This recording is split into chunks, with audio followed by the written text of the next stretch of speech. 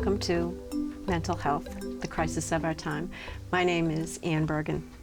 Franklin TV is committed to keeping residents informed about the major issues that are impacting residents and people that they care about. Mental health is one of those issues impacting all ages.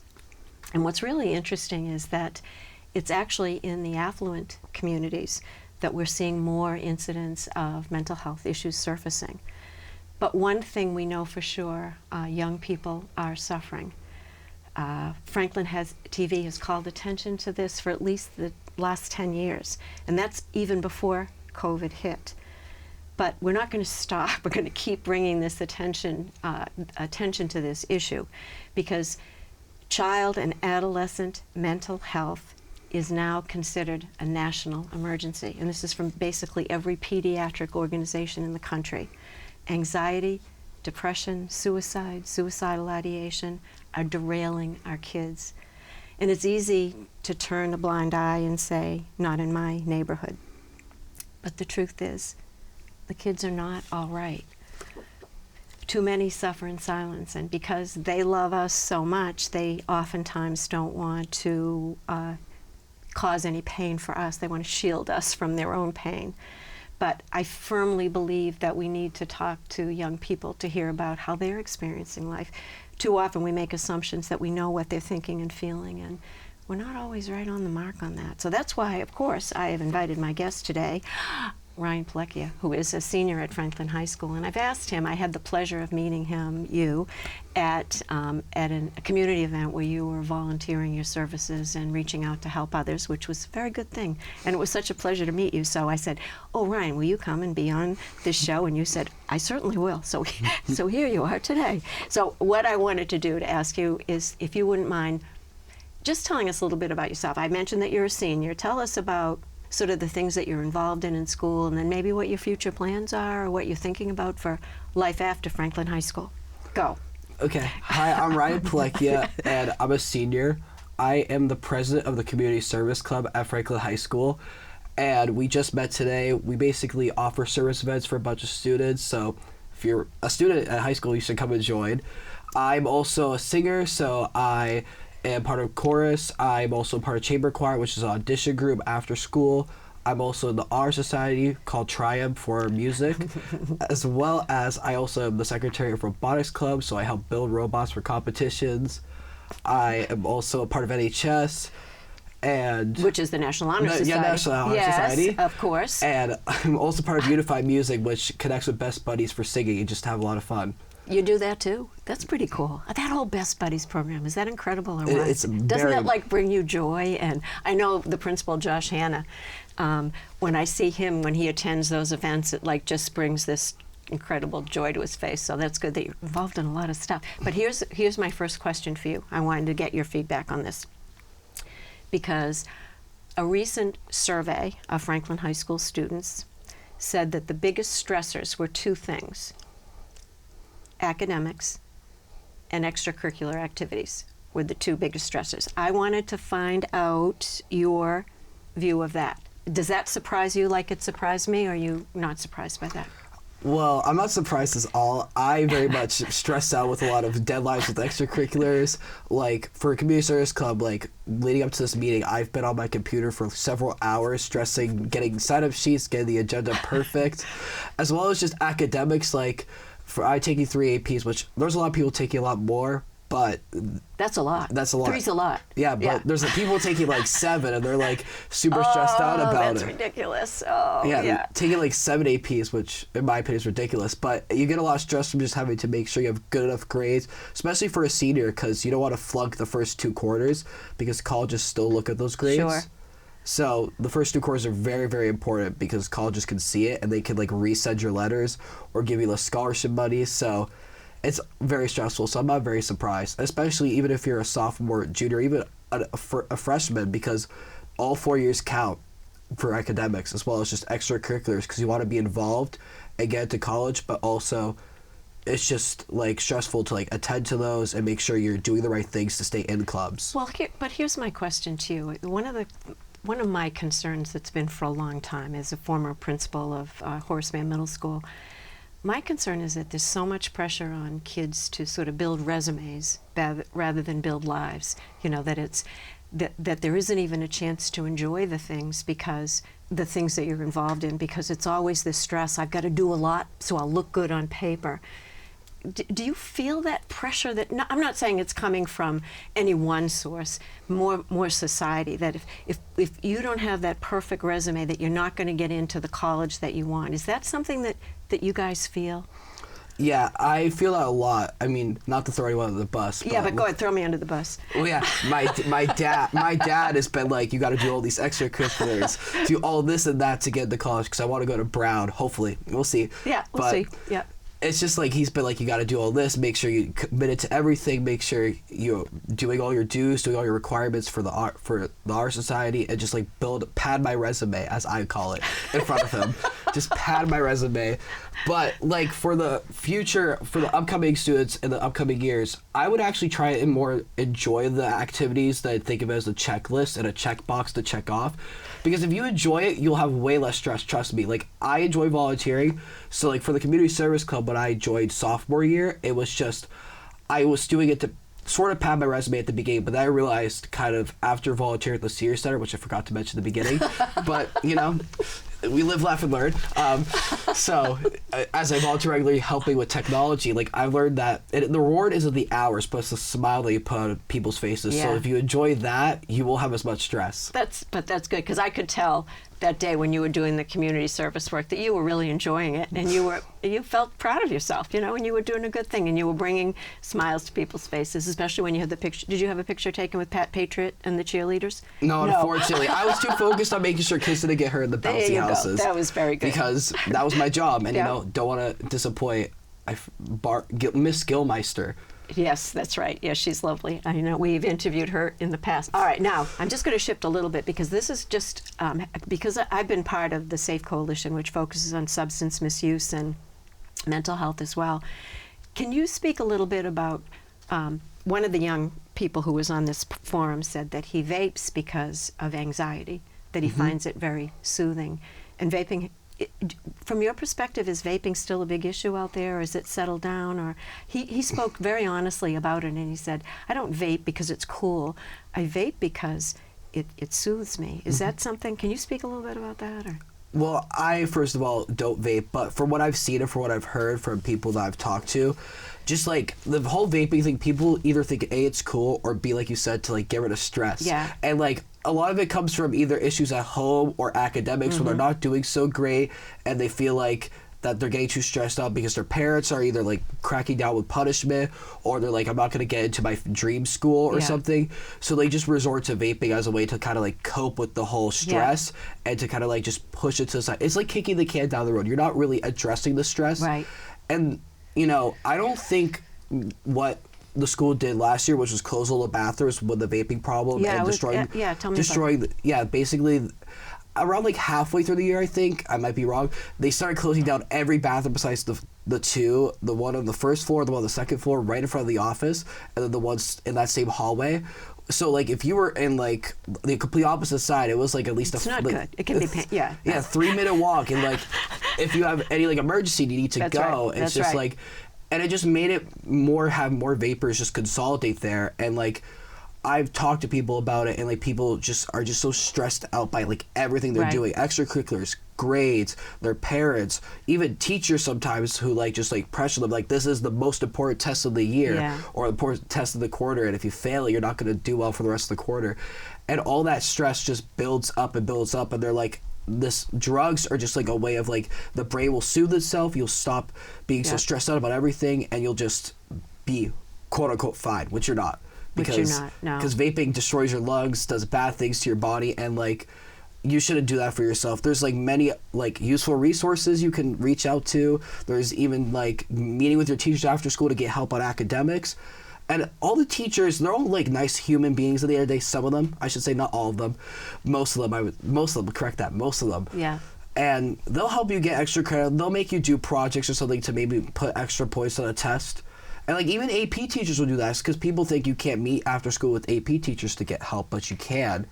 and as well as get extra credit or retake even assessments. But shifting from that for a second, you spoke about one of the things that I've thought a lot about is that, and when I talk to young people, one of the things they say that's most important to them is that this relationship they have with teachers, that the teachers actually see them behind the grades and the tests. And do you get a sense that teachers have enough time to kind of to get to know kids and to see, to see some of the kids who might be troubled and to really feel the stress that kids are under? Do you feel that they're under so much pressure, the teachers, that they can't do that? I was just curious from your perspective, because you see a lot and you're very observant. What do you think? I feel like it's a mix. It really depends on the teacher's subject. Like, I'm in chorus, so my chorus teachers, they obviously have a lot of deadlines and stuff with music programs, but they really do actually give the time to get to know every single one of the people in the ensemble. And I'm Miss Flora, our new chorus director. I'm very trustworthy with her. Like, I would say if I need to reach out, she'd be like one of the teachers I would probably immediately reach out to if I wanted to reach out to a teacher. And just like with academic teachers like math, history, science, and English, or even foreign language, those teachers somewhat get to know you, but they're really under the pressure of they got to write these letters of rec, they got to make sure we're on pace with the curriculum. And I feel like there's just sometimes not enough time for a teacher, minus maybe a music teacher or even an art teacher, to get to know the student. So students don't feel comfortable reaching out to a teacher that they barely know. But that's it, because one of the things, and the research is pretty clear, it's about having trust. You said the word trustworthy, that once there's trust there, then kids feel more open to, and then to reveal who they are and to share some of the pain that they might be suffering, because we know that there are some young people who come from homes where there's a lot of trauma going on, and it interferes with all kinds of learning. They want to do well, but there are a lot of other issues. So the question I was going to ask you next is, from your perspective, if there are kids who need to reach out, who do they go to? Not individual names or things like that, but where do people go for solace and for when they're struggling, apart from their friends, which sometimes don't always give the best advice or really have the expertise to know how to help? Where do young people turn? Well, young people usually turn to their favorite teacher if they built that good relationship with them. Excellent. But otherwise, not a lot of people reach out, actually. That's the issue, is that there's just not enough trust between the student to a teacher, or sometimes even to a friend. Now, I talked to you about this. I'm one of those friends who, I've told my friends many times, if you ever had anything mental health related, you can always reach out to me. It's private, one-on-one. I will try to help you to the best of my ability. I will even give you resources if you want to do. I'm no expert. I'm a 17-year-old senior in high school who does community service and has a lot of fun. I'm no therapist. I have no expertise in mental health, but as someone who's also struggled with it, I can kind of share what's worked with me and try to help them. And it's as simple as just listening. That's it. Because listening is I feel like listening is the strongest tool in mental health. You see how I did right there? Yeah. I had to listening is the strongest tool for any person. If you just listen to someone's problems, you're actually doing them 10 gabillion things better for them. Sometimes you may think you can't give the best advice, but even just getting them to share is the first and biggest step into getting them to get help, because if they share and they feel confident, maybe they'll start sharing out to other people, or they'll even consider going to a therapist or a professional, or even just even browse the resources that you may suggest. So if you just listen to people, be the person to be between me and you, just we'll keep it quiet, keep it cool, and you just listen and you try to offer advice when you can, you're doing them so much better than you think you are. So don't put yourself down if you just think, well, I couldn't help them, but you actually did just by listening. That's good advice. But following up on that, one of my big concerns over the years has been, and I watched it a lot, is there's been a lot of attention, and I think it's important, on how girls are experiencing life.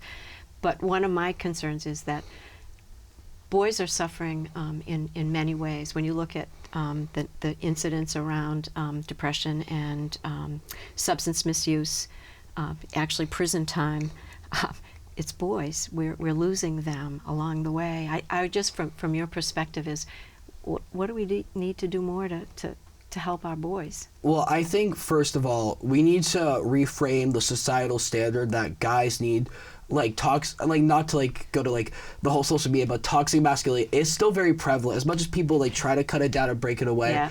Like, I've struggled with the fact as a guy in society that I can't reach out to him when I gotta be like just happy, be cool and content, and can't express my emotions. Can't be weak. You can't be, yeah. Yeah, exactly. Yeah. Like, I know that sounds dumb, especially like in Franklin of all places, but like it's still very prevalent. Like, there's guys who will just like have a straight smile on their face, but I can Yeah. tell just off their smile that they're experiencing pain, but they can't say anything because they feel like people will judge them or people will just make fun of them for it.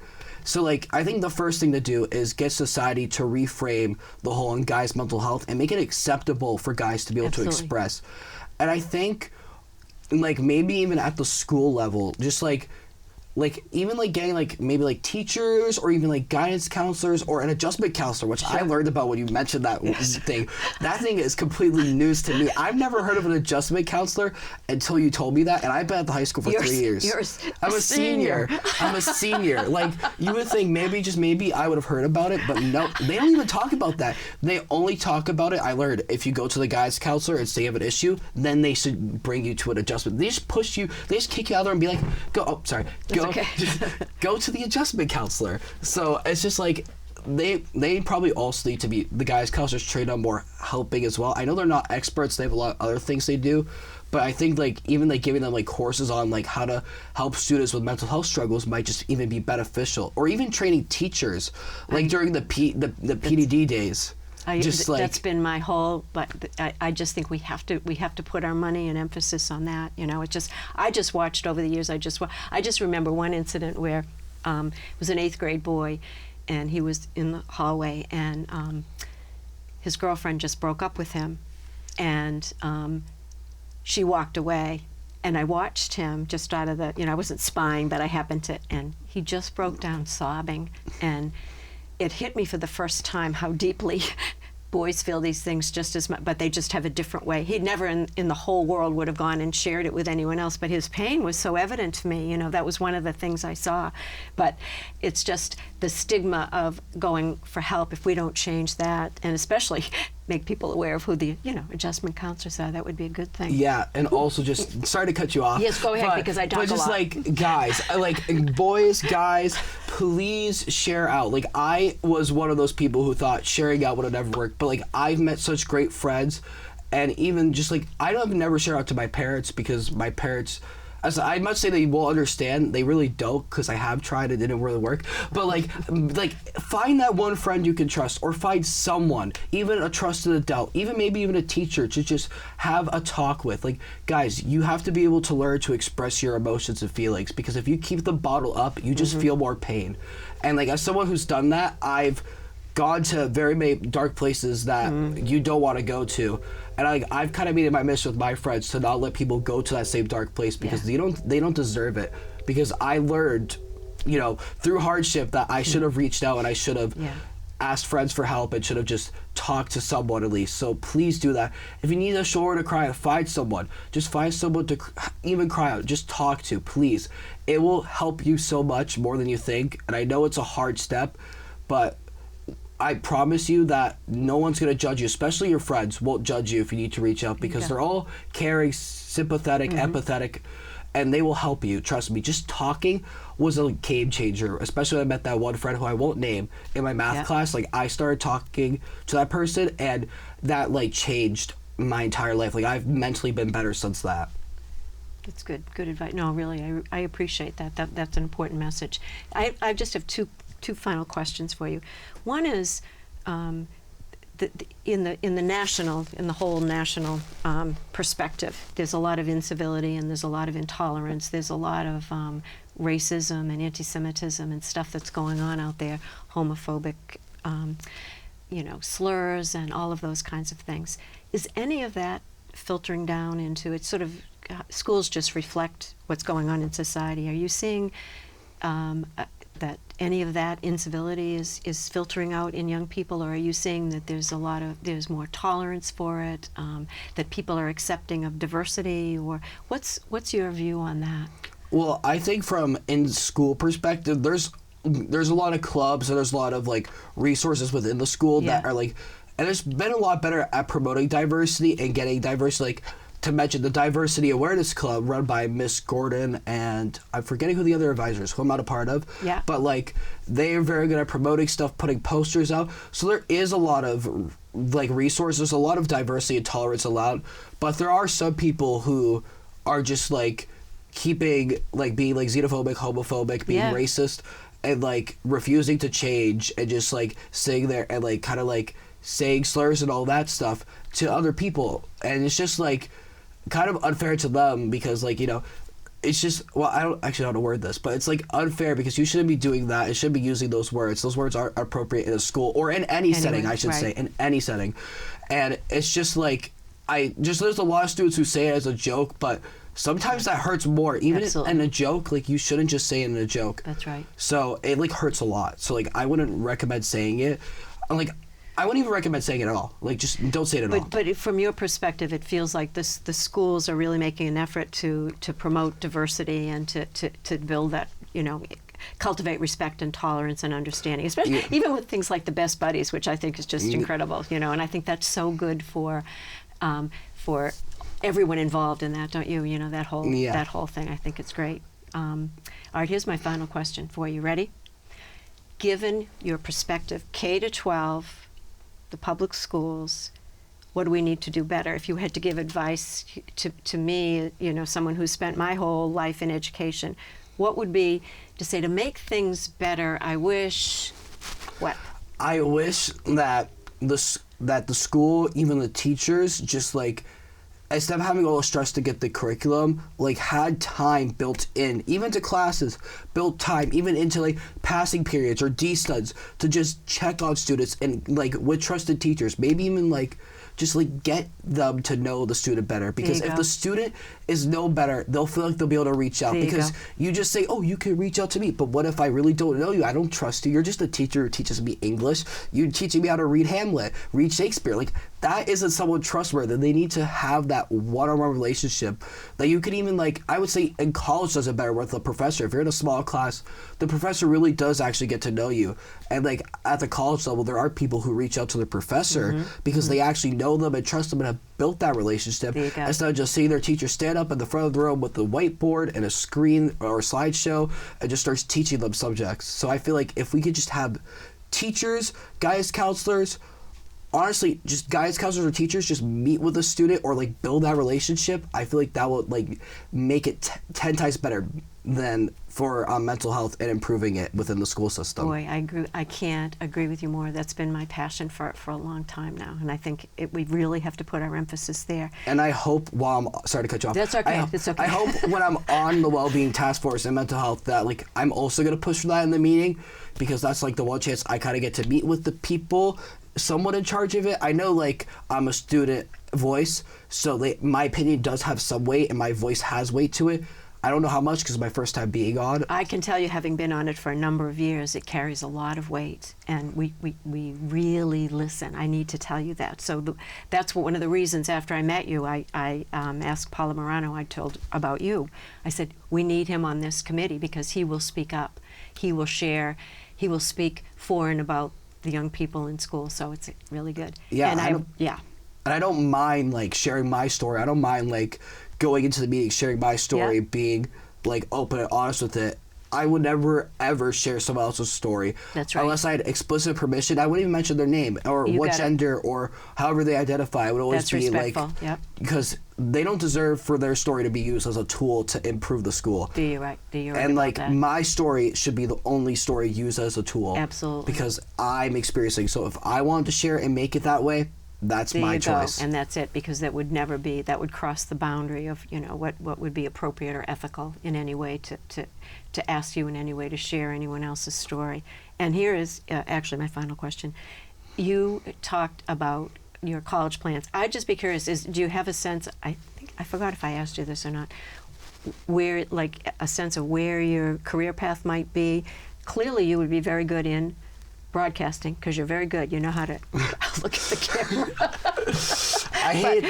I hate to break it to you. It's not my biggest passion. You know, I don't mind standing in front of a camera and talking, or looking at a camera right over there. Hi, audience. Talking, or just having an interview. But my true passion, I really like helping others. So like I've thought about being a doctor, but then I'm like, med school costs too much. It does. So it does. I was thinking about going somewhere in the medical field, but as a required medical school, which is being a clinical psychologist. There you go. You'd be great at that. Because I love helping others. I find, like, especially volunteering, just like seeing the smile on the people's faces is so rewarding. Like, I've written so many essays on that, not to, like, you know, give teachers any ideas that, like, I could be using the same type of idea in the same essay, but, like, you didn't hear that. Especially at HS. Wait, what? Anyways, continuing on. Yeah. It's just, like, that smile is just so rewarding for me. Like, just seeing how happy they are. And even at the senior side, like, we have such varying differences from age and how we grew up. And just, like, that's, like, a way to bridge the gap between us, and also it builds friendships. And I walk in there, it's like my second home. Like, I could talk to anyone there because most of them know me, and we just have a bunch of fun talking about history, events, and all that, and maybe even about their time, what they did. And when you said it, it's about listening, you know, and it's giving people a chance to share their story. You can't imagine the impact that has on the lives of those people. So I have to say thank you very much for coming, and it was such a pleasure to meet you, and I really appreciate you taking time out of your busy day, because you have all those 27,000 extracurricular. It was a pleasure to do this interview as well, and thank you for inviting me. No, and I'll see you at the task force. You so will. Thank you, and I just want to obviously thank Franklin TV for allowing this to happen. It does such important work out in the community. To thank our producer, Chris Flynn, and to say to everyone, thank you for watching.